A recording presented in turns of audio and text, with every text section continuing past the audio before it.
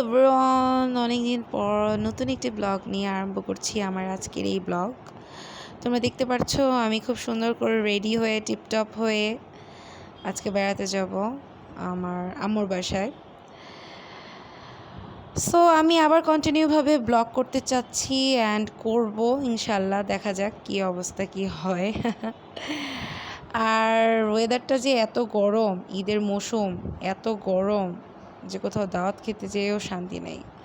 So finally আমি আমার বাসায় চলে আসলাম। রাস্তায় এত গরম, এত রোদ, স্কিনের অবস্থা 12টা বেজে গেছে, তার মধ্যে রিচ ফুড খাওয়া, ও মাই গড, হ্যাঁ কি একটা অবস্থা।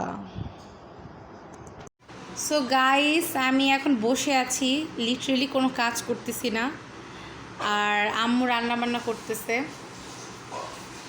চলো দেখাই আম্মু কি করতেছে।